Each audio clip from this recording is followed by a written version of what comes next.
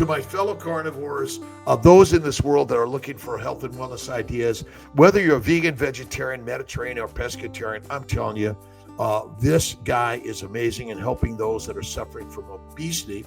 He's dedicated to helping patients overcome obesity and achieve independence from all those drugs that are such pesky things. He specializes in sustainable weight loss, working collaborative with like-minded medical and holistic practitioners to provide comprehensive care. Also addressing underlying issues that drive our sicknesses and obesity. So my sense is they go hand in hand. So it's not working one, I'm sure it's working both. Enabling patients to gradually wean off medications, maintain their weight for the rest of their lives using the innovative fasting like our ancestors, FLOA, expertise into semaglutides and terapeptides and other peptide therapies to support sustainable weight loss. And, I had to do that 3 times because pressing the right buttons on this stuff is not so easy because Kiltz is still working to straighten his life out on Carnivore. But Dr. Dean Jones, welcome, my friend, and thanks for being here. Yeah, man. No, I really enjoyed having you on my podcast, and I'm just blown away with this whole carnivore thing, and excited to be here. Well, and it's a crazy concept, this carnivore. And, I think some people get to it. Some people never touch it. I think you got to touch your toes in it. But I'm more interested today to learn a little bit about yourself and your background. Maybe you can introduce yourself, where you're from, and what you got you into the healing space and beyond. Totally. Yeah. So I live in the chilly Denver, although, it's growing up in Southern California. It is colder here, but we actually get more days of the year with sunlight in Colorado than we did Southern California. And Southern California, unfortunately, is getting wrecked by those fires too. That's pretty wild. But anyways, definitely enjoy Colorado more than California. I will always say that for multiple reasons. I've been here for about 10 years, 9 to 10 years now. And I live here with my fiance, and it's a great, beautiful spot for sure. Oh yeah. No, I love it. I love it. I got started with this whole thing. I hit 300 pounds when I was 16 years old, and and I had fit parents too, to give you that understanding. So I think that definitely contributed to how I felt, because there were plenty of other kids that I remember that were just as obese as I was, and they just never had any concern with it. It was just like, and I always felt so down on myself and out and probably because my fit parents, part of it, looking at them and wondering what's wrong with me, but they tried their best. They tried their best to encourage me and help me and support me. But man, I think from a kid, very stubborn, and nothing ever happens until I want it to happen. I think that's how I've always been. And so I remember growing up prior to 16 and struggling with the weight, but never really wanting to change it, just kind of doing the whole woe is me kind of thing. And I hit 16 years old, and I remember, I have that flashbulb memory where I still went to the gym a couple times a week. I think my parents got, like, go work out, fine. But, the diet wasn't changing. I remember hitting 300 pounds, over 300 pounds, those scales that have the 50-pound increments. And for whatever reason, that was my come to Jesus moment. When it passed 300 pounds, not 280, I don't know why. 300 is when I had that fuck moment. And as a 16-year-old, that was it. I went home that night, and I was just, at first, for a couple hours, I was like sad and really scared, like actually scared, thinking what's going to happen if I don't change this. And so that night, I remember just studying as much as I could about weight loss, and scrapped up the couple $100 I had and got a personal trainer. Found the trainer at 24 Hour Fitness that has the pictures of the most weight loss. That just, to me, that was what, you lost 200 pounds, let's roll, Mm-hmm. And wow. I remember, I remember talking to the trainer and being like, this is all I got. I can't afford multiple sessions with you. Can you help me? And yeah, man, doc, this was back in the day before even fasting was a thing. So this was what he taught me was the standard, calories in versus calories out. He got me 6 meals a day, portion control, higher protein, high quality food loaded with vegetables, loaded with plants, but some meat too, and cardio in the morning, resistance training in the afternoon. I call it the old bootstraps method because it works on the short term if you have enough mental toughness to do it, but it's not sustainable. So I lost 100 pounds. I was stoked. My life really started, as far as me accepting myself, and I needed that. But then I struggled for the next 8 years. I probably lost and regained the same 50 to 80 pounds. Just I could never maintain the weight loss. And at that point, I became a personal trainer. I was managing gyms. I was in college too as well, undergrad, and juggling that with managing trainers. And at that time, I just thought this is just how it is. Some people just have to work really hard to stay in shape. And then fasting kind of like entered my highlight. I'm like 21 at that point, and I was scared of intermittent fasting because it like not eating protein. I was so trained in my brain, if I don't eat protein every 3 hours, I'm gonna waste away. and that was all part of sort of the weight training, the building muscle, the leaning out was focused on the exercise and the diet. And as you said, it was leaner meat and vegetables. And was this a 7-day routine, a 6-day routine, 5-day routine?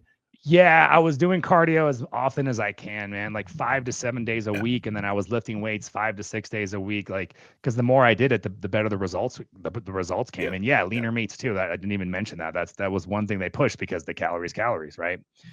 And how long did it take you to go from 300 pounds to what was your sort of optimal weight you reached or you were working to get to? Yeah, I mean about 200. I'm 6'1", so about 200 pounds. It took me about 9 months to get down there. Of course, I didn't have as much muscle as I do now.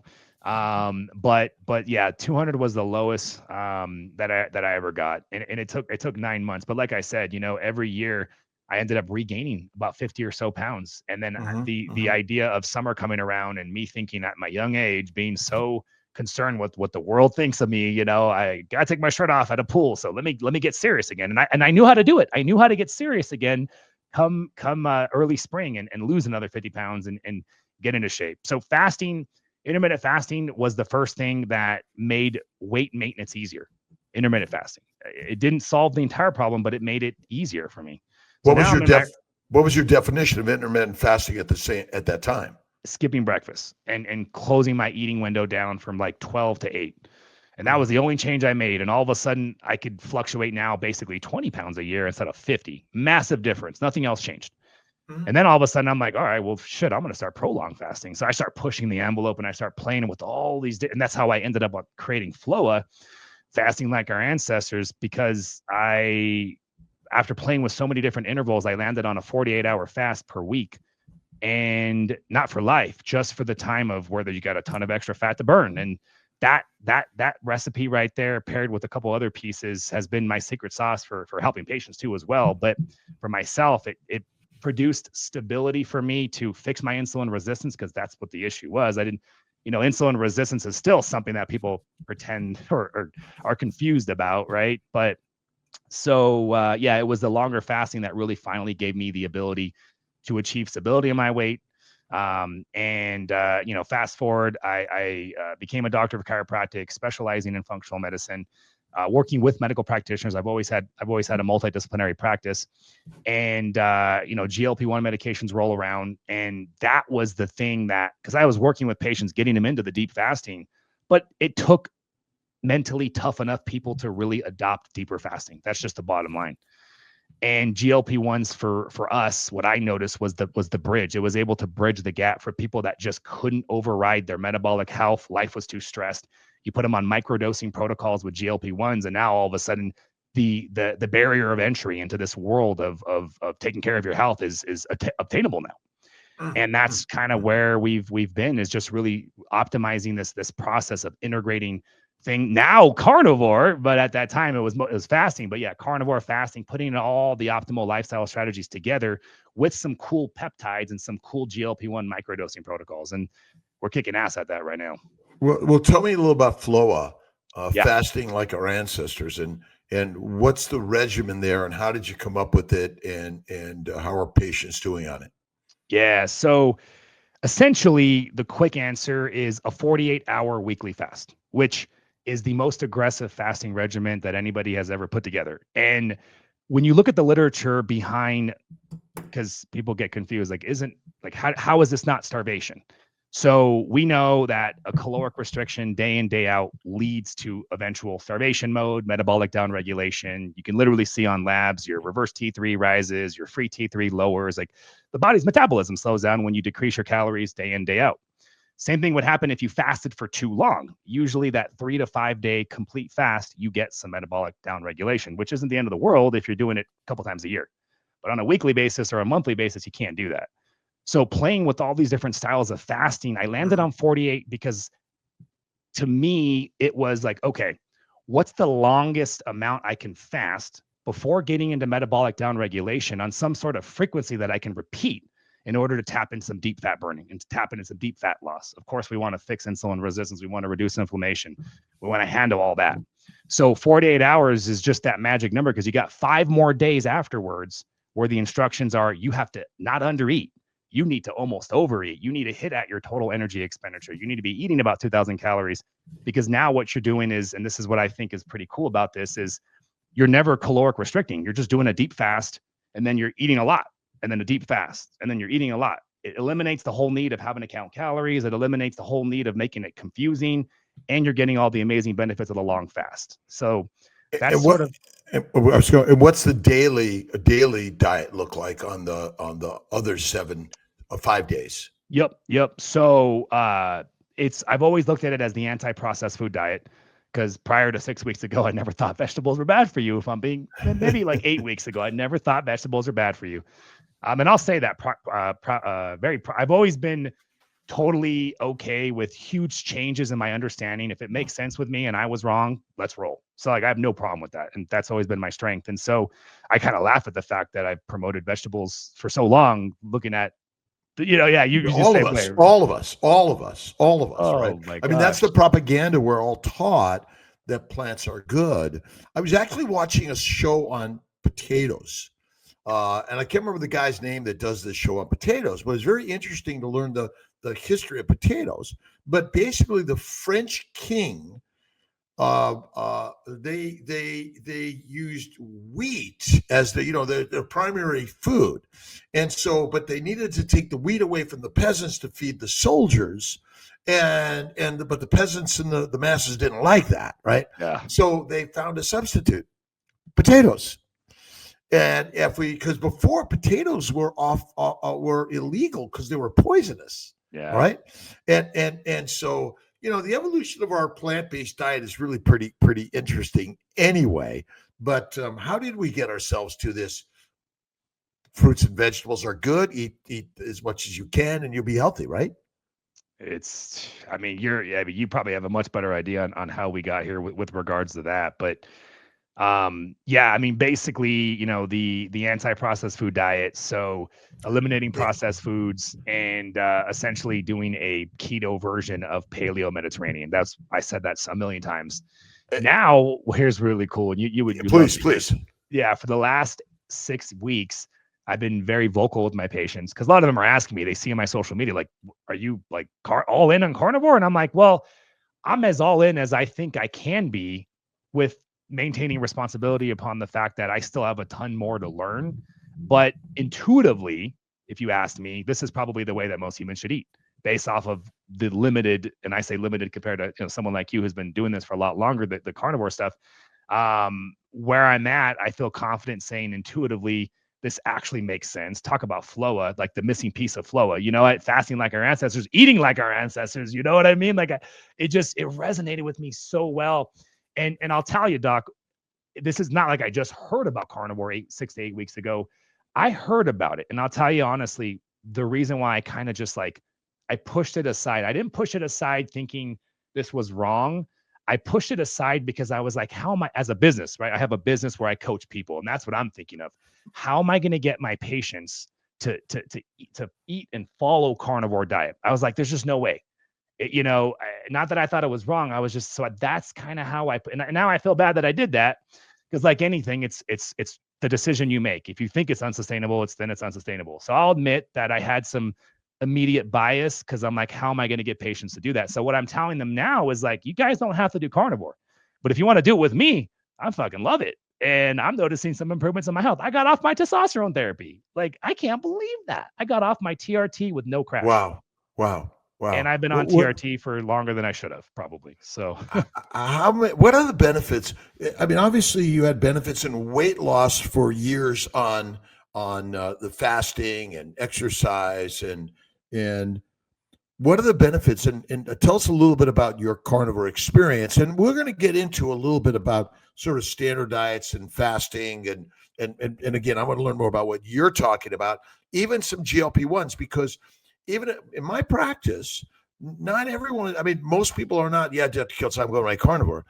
Changing your diet for a medical reason is hard. Obviously, you and I have been talking about dietary changes, and getting people to do it is been a challenge. yeah. Oh my gosh. It really is. I think I always try to focus on prioritizing what I think they can adhere to, long term. So What are the things besides, though, you're off TRTs and the weight loss, have you found on yes. carnivore? Yep. So interestingly enough, for the sake of the experiment, I'm working with a functional doc that is kind of guiding me with I've had a category of like all of us, right? I've had a category of symptoms that, considering how much I've done that I think I can do to optimize, they've never gotten fully resolved. And that was part of my like extra motivation to dive into carnivore. He recommended, as far as him working with me, stop the TRT. Let's just do it at the same time. So it is interesting to look at an isolated answer, because I also stopped TRT. So take that for what it is. But while stopping TRT and knowing what you're supposed to go through, especially I was on TRT for 7 to 8 years. So Wow. everybody goes through some sort of like lull most of the time. I didn't go through a lull. I didn't go through massive energy. And I tested my levels. My levels went all the way down to total testosterone, like 190. Now they're back to 399. And because I'm checking every 3 weeks, I'm really curious. I'm expecting it to keep climbing. So yeah, I testosterone's climbing back up. I didn't go through a lull with my testosterone drop. I felt pretty even, like with the testosterone drop, which I think is massive. Because I've worked with so many patients for so many years, because my medical providers, they do TRT and I coach them. So I know what happens when they stop. I mean, they crash, and I didn't crash at all. Wow. I notice I'm even sleeping better. I feel like my sleep was never horrible, but I noticed it just didn't feel as renewing, I guess. And now I feel like my sleep's more restorative. Those are the biggest things that I noticed so far. Any mental changes you're noticing? I mean, a lot of people talk about mental clarity and anxiety goes away, and there's all these little things that I found after a year off on carnivore. I had a bunch of drugs I hadn't touched, and I had forgotten that. Like, oh my God, I don't use these anymore. I think I'm paying attention to that. Nothing major yet, but what I'm identifying is the fact that I didn't get the decrease in those. Like, when you stop testosterone, usually you have some increased anxiety, some increased depression. Like, I didn't get any of that. So did I just get lucky from the TRT, or was that the carnivore? I think that was the carnivore. There's no doubt in my mind that I was able to recover and not have that crash mentally. So what I'm thinking is, over the next month or two, as my testosterone levels begin to go back to normal, that's when I think I'm really going to notice the carnivore improvements. So I'll definitely keep you updated on that. Tell us a little bit about your personal current fasting regimen and your current eating feast. I call it intermittent feasting, Intermittent which I feasting. think is the best. It means you intermittently eat, which is really intermittent fasting means I intermittently don't eat. Right. And Yeah. so, I mean, semantically, we know what it means, but tell us a little bit about your fasting regimen and when you eat. And Yeah. when you eat. Totally. So I eat either 1 to 2 meals a day, and I kind of just let the day, my hunger and the busyness, the combination of both. If I'm hungry enough that it's distracting me, I'll eat lunch, usually between 12 and 2 p.m. And if I'm not, I'll just keep working. And so it's 1 to 2 meals a day. And I'm doing as much fatty red meat as I possibly can. I am doing fruit. And I feel like the fruit is the reason why I've been able to stick with it this long. So I feel like for myself, I was nervous. And that's probably part of the reason why I pushed carnivore out, is my own self-doubt of my ability to adhere. How am I going to lead people if I can't even adhere to it? There's probably truth to that. And I can call myself out. But once I learned of a version of carnivore, and I know we briefly talked about this, where fruits are not as bad as the vegetables, at least that's where the impression I'm under. That's been enough for me to feel good. So and the cravings are handled. So I do as much fatty red meat as I can. And if I'm going to do fruit, not necessarily every day, I'm doing it after dinner. And I'm trying to get as much variety in fruit as I can. We bought a little creamy device, and we'll take some of that fruit, blend it up with a little bit of milk. So I'm doing a little bit of dairy, and I'll make a little bit of fruit ice cream with that. And that to me it's been great. It's been 6 to 8 weeks, and I feel great like that. So no more vegetables, no more nuts. I'll do honey too as well. So fruit, honey, dairy, and meat, and that's all I'm eating. And are you still doing the 2-day fast every week? So yeah, so when we go back to FLOA for maintenance, about 1 48-hour fast a month, right? So that to me, that's like a really powerful way to keep a person insulin sensitive, is they get about 148 every month, or if you want to do like a 72 every 4 to 6 weeks, like finding some sort of balance where we get pretty frequently, monthly, for example, a longer fast. So I still adhere to that, and I'll keep doing that for the rest of my life. That to me keeps you in check. And I've seen enough patients maintain their weight loss after FLOA by doing that. So that's part of my flow lifestyle. Is I think that's the most powerful thing I do, besides now carnivore, is just making them do that. Hey, once a month, put it on the beginning of the calendar, first of the month, hey, long fast. And then that month, when you see the reminder, pop it into your somewhere and get it done that month. So yeah, one time per month, I'll do a 48. And then I do my intermittent every day. So tell us a little bit about your experience and thoughts on the GLP-1s, on how long you've been using them, and you apparently work with a low dose protocol. And Yeah. maybe you could tell us a little bit about which ones, what doses, and who do you do that in? Yeah, totally. So the GLP-1s are obviously blowing up for a freaking reason. I mean, they're the most powerful weight loss aid we've ever seen. And the closest thing to the miracle shot that everybody's hoping one day we're going to have, right? Like, oh, it's just going to end all my problems. We're never going to have that. You know that. I know that to the nth degree, but everyone's hoping for that. But I will say this, being in the weight loss industry for so long and watching all these different products like phentermine and all these other, fen and all these different crazes, these things really are, by definition, the closest thing I've seen, because they immediately shatter the food chatter that really does riddle people, some people. And can you say that you don't need that and all you need is a tough mindset? Sure, I'll say that all day. David Goggins, is a great example of what the mind can do.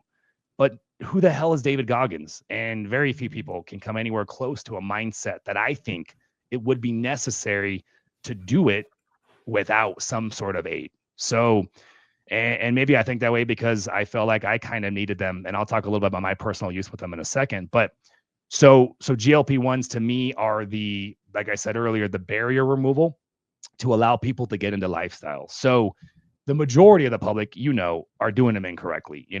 There's no guidance, there's no coaching, there's no structure, there's no thought process. There's just a huge industry and business where the majority of these players, clinics, are just trying to take advantage of people's needs and hopes of the miracle, and selling them a bunch of crap. And then they spend the money, they lose the weight, they regain it, and they're screwed. They many times end up at the same weight with less muscle mass than they had because they lost all their damn muscle. And when the older you get, you can't even rebuild that muscle. So that's a huge problem. And I 100% observe that. And it really upsets me. So we won't even accept a patient that at least doesn't have the mindset of, here's how we're going to use this. All the stuff that you've seen before, that's not what we're doing that. No.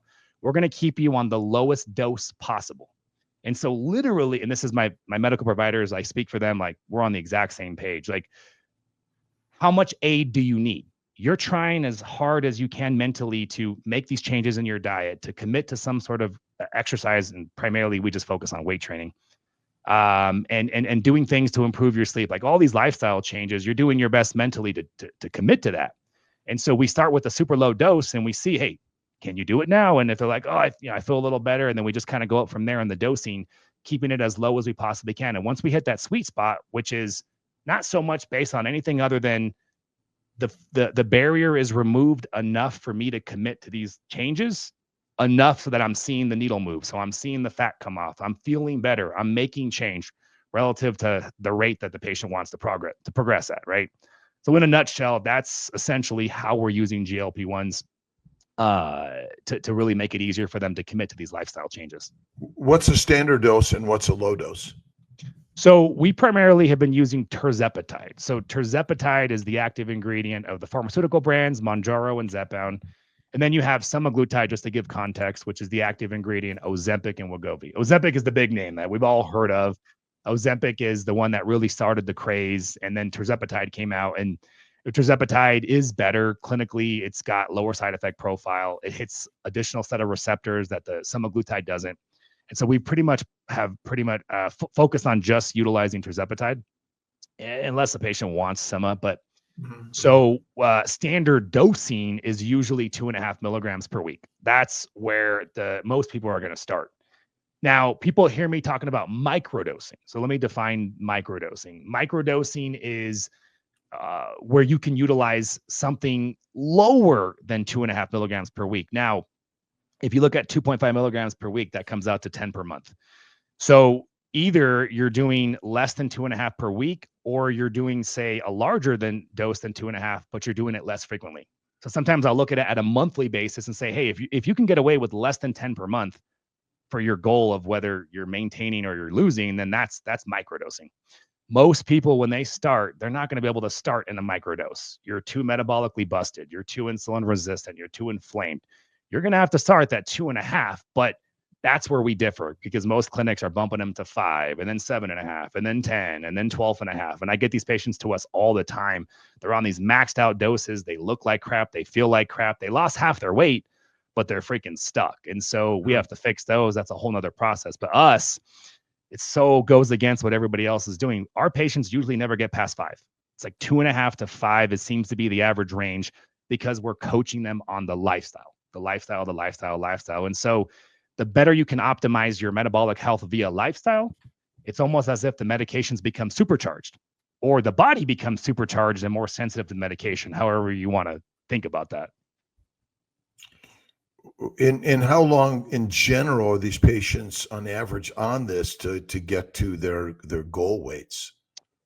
So I'll have patients that want to use it for, say, a period of their weight loss goal, and then they want to try to wean off of it and keep losing weight. I've seen less success with that. I've seen most of the success with staying on the lowest dose possible till you hit your goal. And then once you hit your goal, you're stable. Because remember, maintaining weight loss is always harder, even without the GLP-1s, just in general. Right. Maintaining weight loss is always harder than losing. So I want to have a little bit more comfort working with the individual, knowing that they've gotten the maintenance part down. So we're on the lowest dose, say 2.5, you get all the way to your goal. Now we transition into stability. We're decreasing the fasting from 48 hours every week to every other week, and then every 3 weeks, and then every 4 weeks. Okay, you're stable. Now let's start decreasing the dose to a microdose protocol. 2.5 weeks, 2.5 per week, 1.5, and or maybe you want to do 2.5 every other week or every 3 weeks, right? So we start to decrease the aids, whether it's flow fasting or whether it's the GLP-1, and get them all the way to the lifestyle, which is whatever it takes to maintain your weight loss. So I have 2 categories of maintenance. Either your goal is to completely wean off the meds and maintain your weight, or we got some severely obese, metabolically busted individual that I think are probably never going to be able to maintain their weight loss without at least a microdose. And that's sort of their journey. We're going to guide you whatever you want to do. And that's the goal. And what's your experience with the side effects that people are experiencing from this? Virtually almost non-existent when you stay on these lower doses. The first dose, that's the one that's going to hit anybody. Because remember, 2.5 is the same starter, whether you're doing my program or somewhere else. So that first dose is the one that's usually hitting people. And so we'll have that conversation. My medical providers will have that conversation with patients.